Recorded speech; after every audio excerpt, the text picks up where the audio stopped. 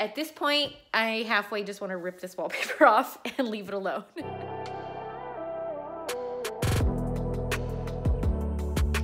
Hey everybody, welcome back to Simply Cerisa. If you're new here, thank you so much for joining us. I'm really excited to be here and to be making videos for you.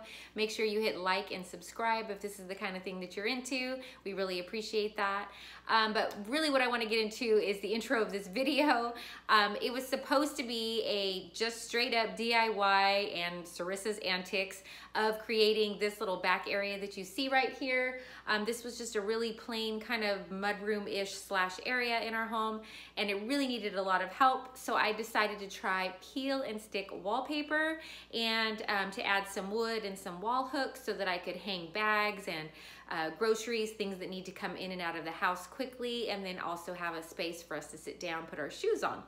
Now, the only reason why I'm explaining a little extra here is because all of these items were purchased well before everything happened with COVID and all of these social distancing and stay-at-home orders. So I just wanted to reiterate that before you watch the video. But if you are interested at all in trying peel and stick wallpaper anywhere in your home, I do recommend it. I think it's a great thing. Of course, just like anything else, it takes some trial and error, but I purchased all of my items at my local Lowe's. And it was actually is it the Adler Brothers brand, but I'll link all that below because I always get that wrong. But you can also purchase them online, and you can actually get hooks and whatnot online as well if it's something that you're really wanting to try. So that all being said, let's get to it. All right, this is the before of this weird area that needs a lot of help. The wall just goes all the way up. Okay, one of the first tips they said was to just lay it out in an open space and try to get a feel for the pattern. So I'm doing that right now, and then what I'm going to do is, since I only want it pretty much exactly 5 feet up, I'm going to go a little bit above that, obviously, because I have that piece of wood, and you want to leave some space in case there's mess up and you need to trim. But you're supposed to look for like where patterns start and stop and repeat. So this one's going to be interesting. I noticed that the pattern cuts off in a larger portion on one end and a shorter portion on the other. So what I'm basically going to do is just cut. I'm going to cut a little bit more than 5 feet, and then I'm going to take the roll and put it against either side of it and kind of adjust where I want to start the roll to match up with the pattern. And then from there, I'll measure out about the same length and cut my second slice. One quick tip that I hope will work out is the lady said that she actually overlapped hers just a tad. I don't know if I can show you this. That's gonna look crooked. She overlapped hers just a tad because she said based on reviews, she saw that some people had shrinkage. And after the shrinkage happened, like after a few days, then they started ending up with splits like this in their wallpaper if they just lined it up perfectly. Quick side note, no judgment here on this kind of outfit. I got done with church today, so I'm kind of doing the like half still church clothes, half sweats. I'm one of those people, when I do finally get the urge to DIY, I need to do it like ASAP, and I don't even think about having time to change my clothes, but I do need a little bit of comfort to be able to stretch. So I guess my question of the day will be, what do you wear when you do DIY projects? Do you take the time to get all ready, or do you literally wear like the funkiest, worst clothes you've ever owned? Or are you like me and just jump in, what you're wearing, what you're doing, and only change out of necessity? All right, I have my 3 panels cut, and I'm debating on whether to cut my 4th panel or not. I probably should, because my 4th panel is actually going to be the hardest. My 4th panel has 2 really large cutouts that I'm going to have to navigate. All my wallpaper panels are cut now. I only had to do 4, and one's going to actually have to get trimmed down quite a bit, but I'm going to just hit that when I have to. I'm going to start with the absolute easiest, hopefully, section as possible. This first panel shouldn't require any crazy cutting or anything, and there's no outlets or anything. No wall is perfect. So if I can level it visually for myself right at eye level, I think that will be the better thing to do, and just trim accordingly and hope it all works out in the end. To to do, everybody has said to do that I can tell, is they said don't just like rip off all the backing, because even though it's repositionable, it's just like anything else. The more you peel it off and re-stick, the less sticky it gets, and the easier it is to kind of like stick in the wrong spot and get bubbles. What you're supposed to do is take the backing and just peel it off like a couple of inches. Get yourself positioned the way you want it to be, and then stick there. And then once you stick there, you smooth it out with a tool I'll show you. And then from there, you sort of have to kind of wiggle the plastic down slowly behind you and then rub it out as you go in a methodical manner. And that's where they say the 2 people is more important, because if you can have one person holding it and kind of peeling the plastic off while the other person is smoothing it out, it actually makes it a lot easier. But again, I don't like to do things the easy way, so here we go. Okay, I did buy this. This was actually part of the Wall Pops peel and stick wallpaper thing, but but what I was told is that this plastic is actually too much friction for peel and stick wallpaper, even though that's what it's created for, and that you can actually like kind of mark it a little bit and kind of tweak it out, and I don't want to do that. So one of the recommendations was to take like a brand new whiteboard eraser and actually use that to get the bubbles out. But of course, I don't have that, so I'm going to use some disgusting old this is one of those reusable like mop covers, but it's really soft and it's kind of the fluffier microfiber. So I'm going to use something like this, and I'm going to actually cover that with it and sort of try to see if that works. So you might see me kind of messing with that a little bit, but it's just because I didn't want to go to the store and buy a whiteboard eraser because I forgot the first time. This is something you need to do. I pushed it down, smoothed it out. This is still, the backing is on, so this is just a test run. I smoothed it all the way out, but by the time it gets to my baseboard, it's like a good 1/4 of an inch off and will be missing. So make sure you triple check everything. So what I'm gonna have to do, and this is where you always need a little bit of extra, what I'm gonna have to do is, this isn't gonna just be like 4 stickers stuck down.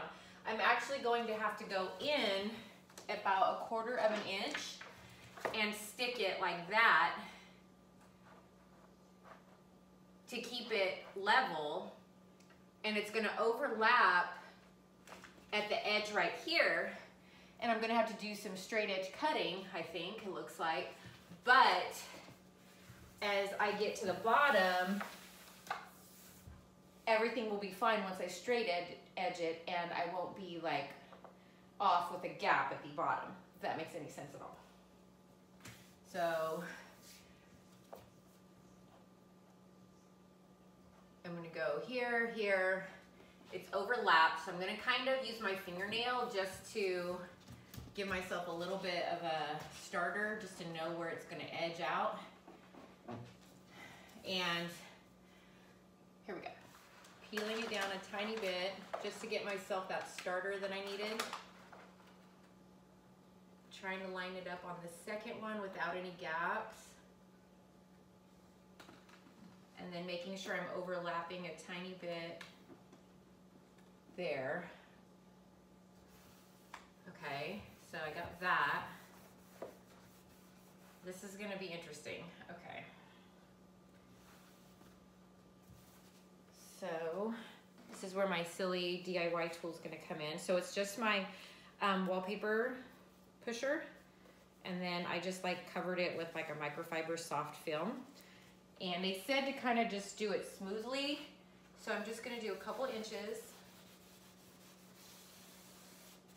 just to get air bubbles out and get the corner in there and see what happens. And that way I feel like I at least have a good start, so I'm free hands.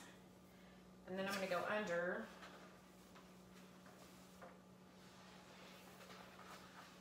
And pull the plastic down again, just a few inches.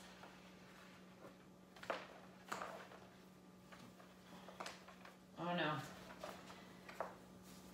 Okay, as you can see, I just messed up. It's pretty bad. You can see that wrinkle. So I think I'm gonna have to kind of peel it up a little bit and like smooth that out. And I'm already starting to see something I don't like from pattern. But one of the things that they said was that ideally you're supposed to smooth out your wall, like actual texture smooth out before you do peel and stick. But I felt like that was totally defeating the purpose. If I'm gonna get in here and smooth out my wall, then I might as well just go for it with real wallpaper, you know, because the whole point of peel and stick wallpaper is so that you can remove it if you don't like it or get tired of it or if you're renting. So I don't understand that tip. I get it as far as the texture, yes. But as far as the purpose of peel and stick wallpaper for the most part, it doesn't make any sense for me. So I think ideally, you know, you want the smoothest surface possible beneath it, but that would defeat the purpose. So I think I'm gonna have to live with a little bit of texture underneath, but this is obviously too much, so I need to peel this up, and here we go. I did that remove and tried to restick it. There was a tiny crease in the wallpaper, you know, and it was fine, but you know, just because I can see it now, that's all I'm gonna look at. So even with this, I tried to like kind of get in there a little bit and see if I could smooth out the crease that was kind of left in the wallpaper, even though I'd gotten the bubble out. Even with this, I rubbed just a tiny bit too hard, and I started to, almost like when you use an eraser on paper, it started to make like a little bit of an indentation and take a little bit of the color off of the wallpaper. So I backed off really fast. But that really goes to show you that you do need something soft, because if I was just using this, I think I'd be really scratching the wallpaper and messing up the pattern. So I do love this tip. I'm super thankful for the YouTuber that talked about using the eraser. And I'm gonna link his video below, and I'm gonna also link the lady who did the wallpaper by herself. I'll link her video below too, because again, I'm a newbie at this and they seem to know a little bit more about what they're doing.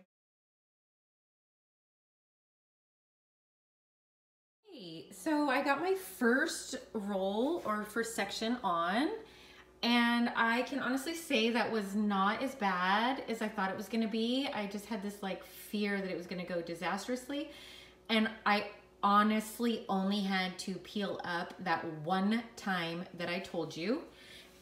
It worked out really well, I think. I took the I took my level about halfway through, and I started kind of putting it on the straight pattern just to kind of double check it, and it stayed pretty, I'm trying to one hand this, stayed pretty straight throughout. So I'm really satisfied with this first strip, because like I said, the first one I think is really gonna set the tone for the way everything else goes.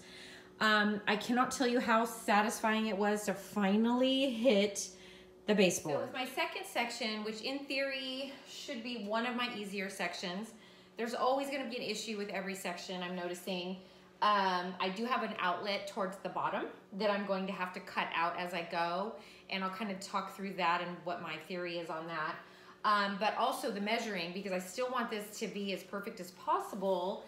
I'm going to measure, I'm gonna put it on the wall, and I'm gonna match up, obviously, the pattern, and I'm gonna try my best to match up the pattern all the way down, because that's important.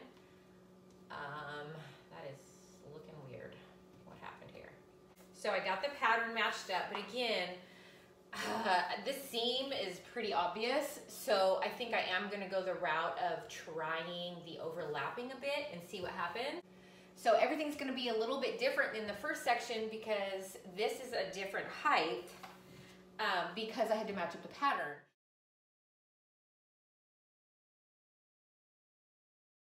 That was hard. This is crazy, because it's like, even though I think something's gonna be easy and go, each section has its own issue. And what I realized with this is, even though it's supposed to be a perfect matchup, it's kind of not. So you just have to make your decision. Like, do I want my perfect matchup to happen at eye level, or, you know what I mean? And then you still need to go all the way down and make sure there's no gap as you push down and make it, you know, because it's gonna go off and be crooked. And so leveling it is gonna be a little bit odd too at the top. I can't do that because I made the cut, so you know that's not gonna be straight. And if I leveled it at the top, then the whole thing's gonna be off. So unfortunately, and I can't overlap that much because with this particular pattern, I noticed if I overlapped with like the horizontal stripes, then the diagonal stripes got off. So this one's gonna be an interesting bit. I feel like I may have a little bit more, you know, of the peeling and pulling and peeling and pulling. So what I think I'm gonna do is avoid it for a second, and I'm gonna go and try to straight edge the bottom piece off so that'll get out of my way because I don't wanna do this yet. I think I'm gonna go ahead and do this straight edge just to get this chunk out of my way so that I'm not tripping on it when I'm trying to do this section. And I'm not gonna worry about this part yet. I think I'll do that at the cleanup at the end, but I'm gonna try to get the camera here so you can see.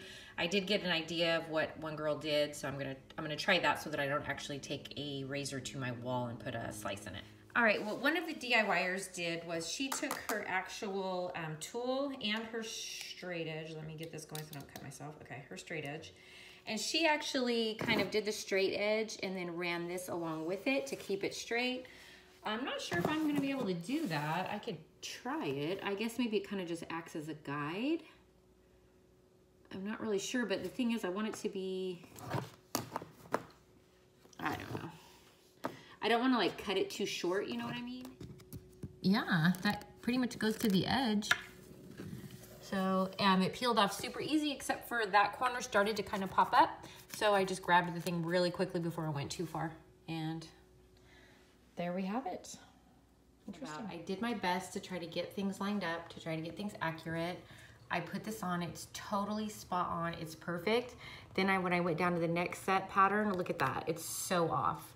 So I think what I'm gonna have to do is match up this pattern and forget about this one because hopefully the wood will cover most of that anyway and there'll be things hanging. And I think the most important will be to get the horizontal ones in line because yeah, I don't know, it's gonna be interesting. So that's why you just start small because then this way I'm only peeling a couple inches back off and then again, my wood's gonna hold it back up if the integrity of the adhesion kind of starts to mess up. Okay, this is obviously my first mess up. So the more that I push down, it already started to get a gap and I knew that gap was only gonna grow. So here I go. I'm gonna kind of try to put the adhesive like backing kind of back on it just so I can sort of start over and not have it like stick on itself. But it's coming off fairly easily. I'm trying to rip it evenly because again, this whole peel and stick thing, you just don't want too much air bubbles, too much dust to stick. All right, starting over. Now I had to peel this off for the third time and I'm just worried that it's gonna be a mess. So I'm gonna turn the video off because it's not gonna get cute for a minute here.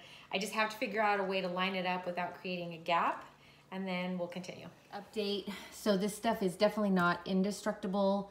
I ended up having to give up and throw away or get rid of most of my second panel because I had unpeeled and restuck it probably 4 times and that was definitely too much, too far. And I hadn't given myself enough leeway to just cut like a chunk off the top and keep going. But it definitely stretched out really bad so that no matter what I did, it was wrinkling and just looked really weird. So I had to go back and recut another piece, but that was fine. I actually just matched it up to this first panel that was on the wall and it worked maybe even a little bit better than my pre-cutting. I don't know.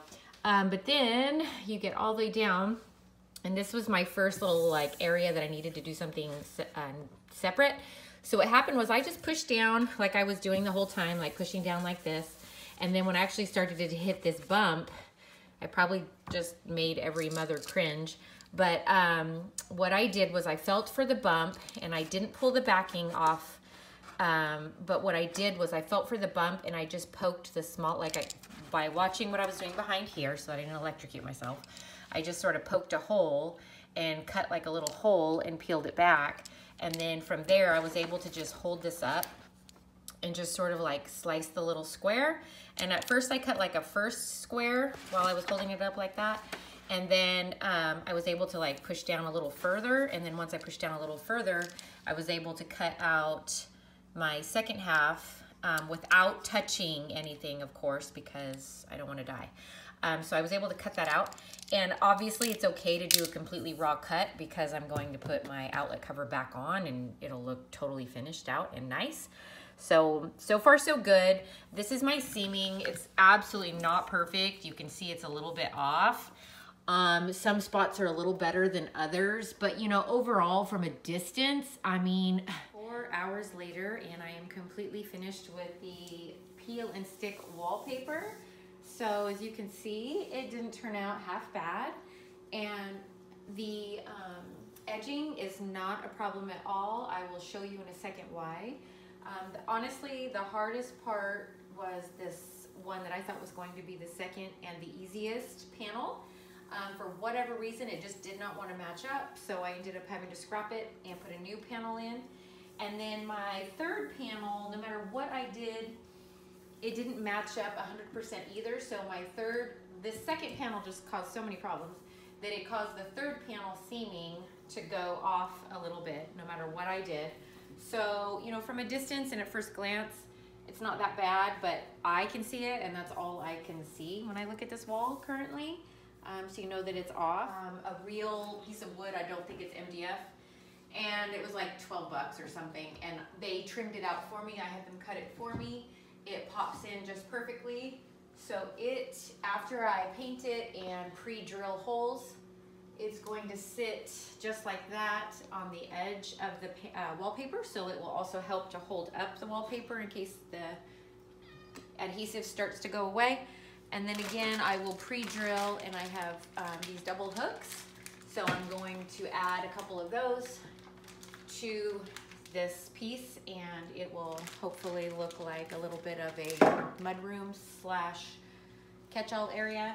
And depending on how high up this ends up being, I will probably put some sort of art or maybe a collage of family photos up there. So I will show you the finished work when I am done. So we are on to day 2 of our DIY project. This would easily have been a one-day project, but I started it late in the afternoon yesterday. So what I did this morning was I took my pre-cut piece of wood from Lowe's that was already primed, and I spray painted it and then let it sit outside for several hours to dry and air out. Then I took it and I used my stud finder to find some studs. So I'm actually just going to hang this with 2 wood screws into my studs and hope that that works.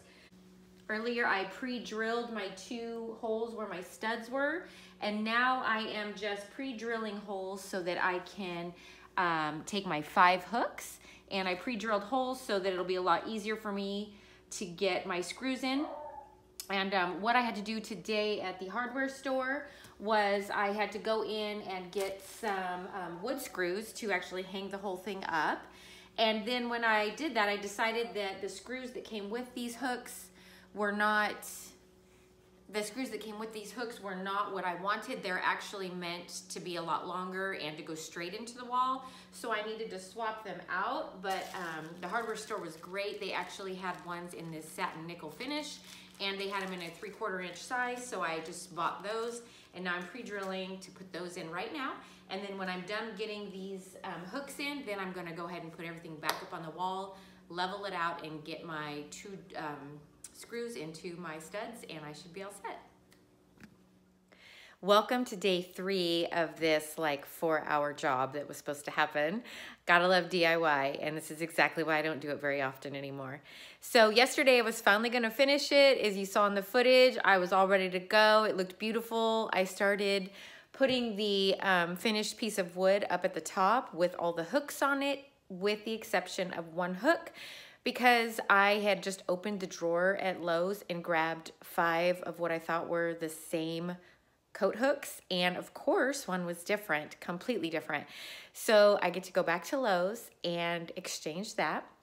Back to the wall though, I had it all leveled. I started to drill a hole in, and it started to kind of wobble. It was really interesting.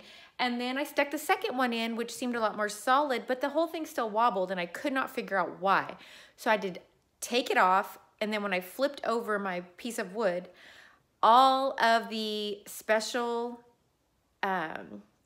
screws that I had purchased that were shorter so that my hooks would all go in evenly and nice had popped out of the back and pushed the wood far enough along that I basically had a strip going along the center of the piece of wood so that it, no matter what, it wouldn't be flush against the wall. So I had to remove all the hooks, all the screws, hammer back in the wood that had been pushed out, and now I have to go and replace those screws with even shorter screws again. Well, then I said, forget it, I want the wood back up anyway without the hooks, so I stuck the wood back up. It seemed to go in a little bit better, but I just wasn't 100% about it. And then right at the end, when I looked down and started cleaning up my mess, these special wood screws that I had purchased to put in the wall were sitting still in the bag on my bench. I have no idea how I missed it, but I managed to grab other smaller wood screws from one of the bags from the hooks instead of the ones I had purchased. So I know that had I put any weight on this and it had been finished, the whole thing would have ripped out of the wall and come crashing down.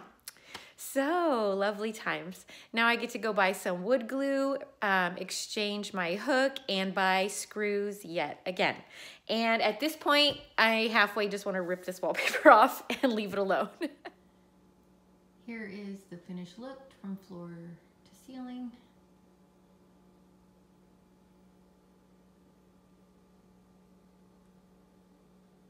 Not too bad. As you can see, it's only about 99% done. I still messed up. If you can see, there's a little bit of repair I need to make, and the 2 screws that go into the wall, I need to figure out a way to cover those up. And I have not put caulking in yet. But overall, I'm pretty happy with the whole finished look. And I just love the idea that if I get tired of it, I can just peel it right off. And I only have 2 screw holes that I would have to fix in my entire wall.